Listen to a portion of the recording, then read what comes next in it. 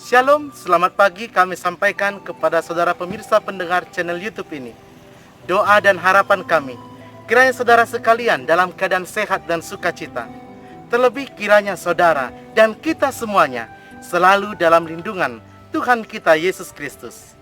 Saudaraku yang kekasih, firman Tuhan yang menguatkan dan meneguhkan iman kita dalam menjalani hari ini tertulis dalam 1 Samuel 26 ayat yang ke-24.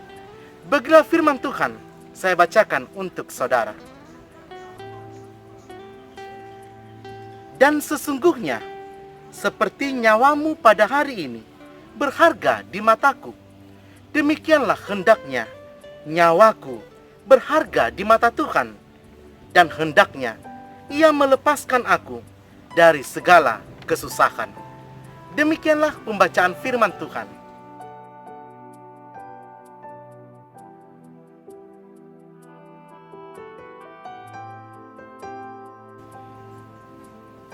Saudaraku yang kekasih dalam nama Tuhan Yesus Kristus, kita mungkin sudah mengenal dan mengetahui bagaimana kisah perjalanan kehidupan Daud.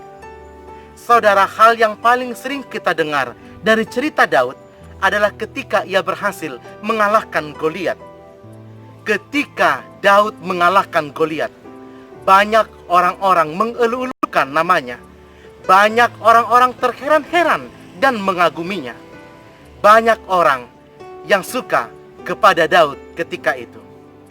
Akan tetapi saudara, di dalam keberhasilan Daud, Raja Saul tidak menyukainya. Hati Raja Saul menjadi iri. Ia marah, cemburu. Bahkan ia ingin hendak membunuh Daud ketika itu. Serangkaian rencana jahat dibuat oleh Saul untuk membunuh Daud. Namun saudara, satu pun tidak berhasil rencana pembunuhan Saul kepada Daud. Saudara, sampai pada satu malam ketika Daud melihat Saul tertidur, di mana itu adalah waktu yang tepat bagi Daud untuk menghabisi Saul. Daud ketika itu memiliki kesempatan emas untuk membunuh Saul. Akan tetapi saudara, Alkitab menceritakan Daud tidak membunuh Saul. Daud tidak mau membunuh Saul ketika itu. Meskipun Daud tahu Saul membencinya. Saudara, Daud mengerti betul apa yang Tuhan mau di dalam kehidupannya. Daud tidak mau diperdaya oleh kebencian. Daud tidak mau dirasuki oleh kejahatan dan dendam. Ia memaafkan segala perbuatan Saul terhadap dirinya dan mengatakan sebagaimana perikop kita pada hari ini. Dan sesungguhnya, seperti nyawamu pada hari ini berharga di mataku, demikianlah juga nyawaku berharga di mata Tuhan, dan hendaknya Ia melepaskan aku dari segala kesusahan. Saudaraku yang kekasih, melalui perikop hari ini, banyak hal yang mau kita pelajari dari kehidupan Daud yang akan untuk kita teladani dalam kehidupan kita.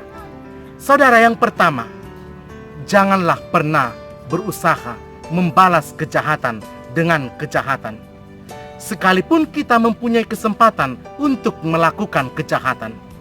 Seperti halnya Daud, bagaimana Alkitab menceritakan Daud memiliki 2 kali kesempatan untuk membunuh Raja Saul yang sedang mengejar dia untuk membunuhnya. Tetapi saudara, kita lihat Daud tidak mau melakukannya. Saudara, mari kalahkan kejahatan itu dengan kebaikan. Pakailah setiap kesempatan di dalam kehidupan kita untuk berbuat baik, untuk menaburkan kebenaran.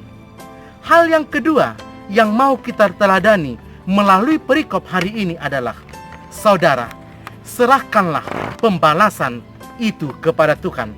Sebab pembalasan adalah haknya Tuhan Allah.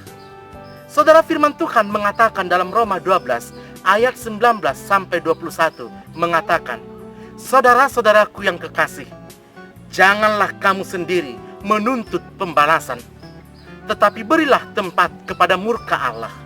Sebab ada tertulis, pembalasan itu adalah hakku. Akulah yang akan menuntut pembalasan firman Tuhan. Tetapi jika seterumu lapar, berilah ia makan. Jika seterumu haus, berilah dia minum. Karena dengan berbuat demikian, kamu menumpukan bara api di atas kepalanya.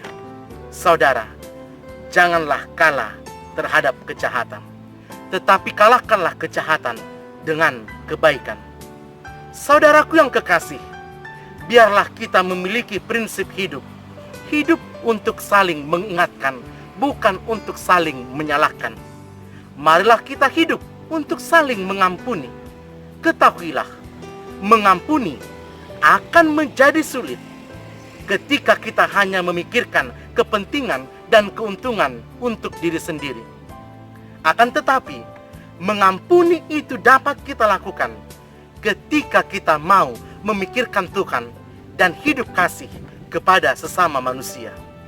Saudaraku, dalam menjalani hari ini, pilihlah mengampuni orang yang berbuat jahat kepada kita dan menolak membalas dendam sekalipun ada kesempatan untuk itu semuanya.